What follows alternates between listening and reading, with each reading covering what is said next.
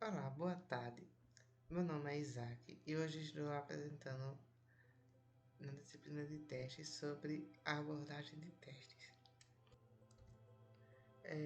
O que seria a abordagem de testes?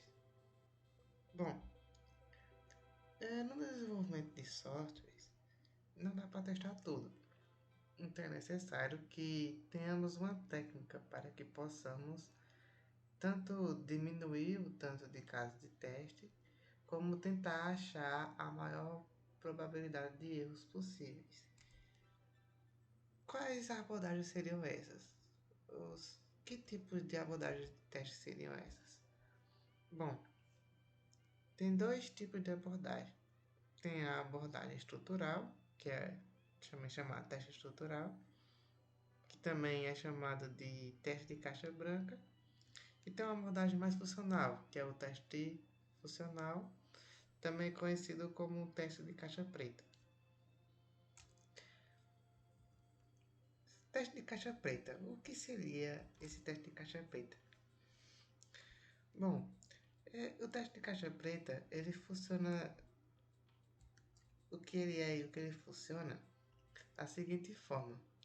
Ele segue um princípio bem simples. Dado um valor de entrada X, é esperado que ele dê uma saída Y. Aí, isso realmente está acontecendo? Dado a essa indagação, é o que se faz o teste funcional. O que ele busca? Qual é o seu objetivo?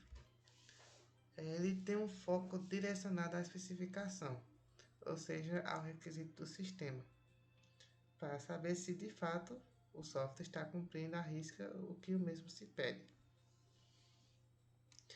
Quais seriam as vantagens de seguir esse método funcional, esse método de teste funcional? Bom, ele pode ser usado em todo nível de software, ou seja, ele pode ser usado tanto no nível de teste de sistema, de teste de integração, enfim. Ele pode ser usado independente da linguagem, porque você está testando apenas a funcionalidade, você não está testando a sua estrutura. E ele pode ser executado tanto de forma manual como de forma automatizada, desde que siga o roteiro de teste. Quais são as suas desvantagens ou limitações? Como você pode ver, ele depende muito dos requisitos. Ele depende muito das especificações de requisitos. Então, ele depende que esse requisito tenha uma especificação bem explícita, bem como também que a pessoa tenha uma boa interpretação desses requisitos.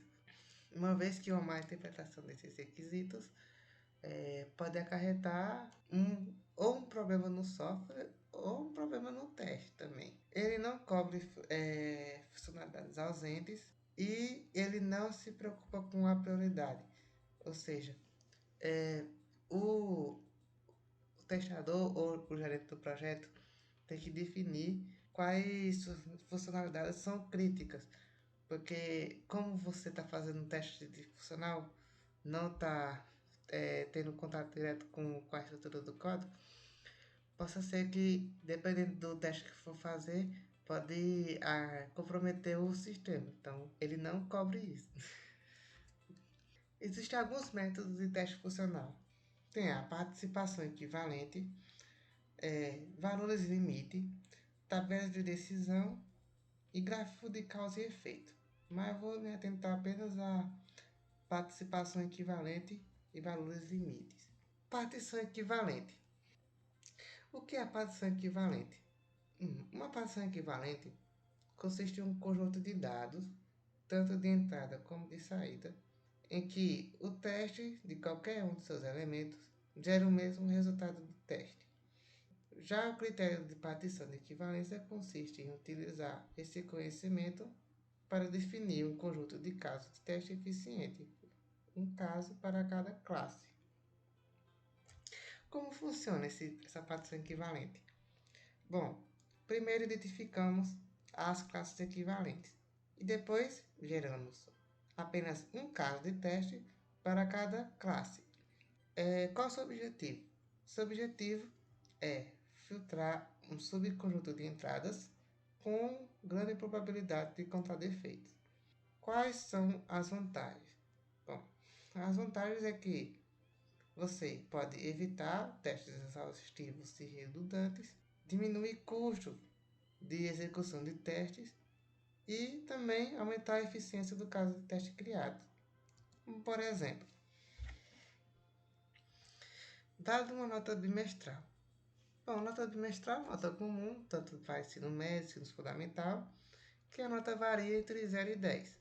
Aí você pode dividir essa lógica em três classes, que são as notas que são menores que zero, as notas que são entre 0 e 10 e as notas que são maiores que 10, sendo que as notas menores que zero são inválidas, as notas entre 0 e 10 são válidas e as notas maiores que 10 são inválidas também. Logo, o roteiro de teste seria assim. No primeiro caso, temos uma nota prevista, entrada prevista, de uma nota de valor negativo, do qual o valor é menos 4. E a saída prevista é que essa nota não entre no sistema, ou seja um valor inválido. Ou seja, este menos 4 não está representando apenas o valor menos 4, como também está representando todos os valores negativos. Ou seja, se o menos 4 não entra, por lógica, por dedução, tanto menos 5 como menos 6 também não entraria. No caso 2, o caso 2 seria referente às notas válidas, ou seja, valores entre 0 e 10. Não precisa seguir em ordem aqui, mas eu só segui em ordem para fazer sentido com o argumento aqui de cima. Continuando, essa nota 7 também, não só referente ao valor 7, mas está referente a um valor que está entre 0 e 10. Se o valor está entre 0 e 10, então ele é um valor válido para a nota bimestral. E o caso 3 é referente ao valor maior que 10. Estamos estipulando um valor aleatório de 15, como por exemplo, e 15 é um valor inválido. Ou seja, também, por consequência, valores como 16, 17, 18, 19, 20 ou mais também seriam valores inválidos. Logo, você não precisaria testar com todos os valores. Apenas nesses três, você cobriria esses três casos, que são valores menores que zero, valores entre 0 e 10 e valores maiores que 10. Complementando o que foi falado antes, você fazer um novo caso de teste com o valor 5 não estaria aumentando nada aqui, não estaria agregando nenhum valor útil aqui nesse teste, uma vez que esse 5 no, está incluso no pacote, vamos dizer assim, no caso 2, que são entre valores entre 0 e 10.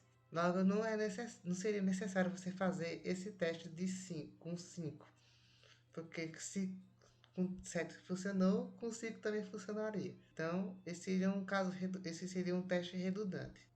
Ou seja, não precisaria de ser feito. Valores limites. Valores limite. Bom, valores limites seriam complementação um complemento à partição equivalente. Como ele funciona? Como o próprio nome sugere, ele testa valores limite. Ele testa o limite inferior e o limite superior do sistema. Como funciona? Como assim? Vamos pegar um exemplo. O mesmo exemplo de antes. Na nota bimestral, do qual os valores são menores que zero, são inválidos. Notas entre 0 e 10 são válidas. E notas maiores que 10 são inválidas. Bom, aqui está a tabela de antes. Como eu falei antes, o teste de valores limites é um complemento à partição equivalente. Ou seja, ele não substitui, ele só apenas se completa. Ele é um aumento, vamos dizer assim. O que é que está testando? Está testando o limite inferior e o limite superior. Ou seja, está testando tanto um valor atípico como zero, se zero realmente está funcionando, que zero seria o valor mínimo aceitável. Está testando com menos 0,1, que seria o valor mínimo não aceitável dos referente aos valores negativos. Já testando com 0,1, que também seria entre o valor mínimo aceitável. Aí também está testando com 10, que seria o valor máximo aceitável. Está também testando com o valor 10,1, que seria o valor mínimo não aceitável para o caso se são maiores que 10. E também está testando com 9,9, que também está referente ao caso entre 0 e 10. Como você pode ver, os dados eles são bem sugestivos. Se é 10, 10, é 0, é 0,1, 0, menos 1, justamente porque, como o próprio nome sugere, são valores limites. Então, tenta buscar, que é essa a intenção desses casos de teste, é tentar buscar o quanto antes alguma falha referente ao código logo na fase de teste para não ter que encontrar na fase de produção. Então ele tenta forçar tanto os valores mínimos, os mínimos possíveis, com pequenas variações do mínimo possíveis, como o valor máximo possível.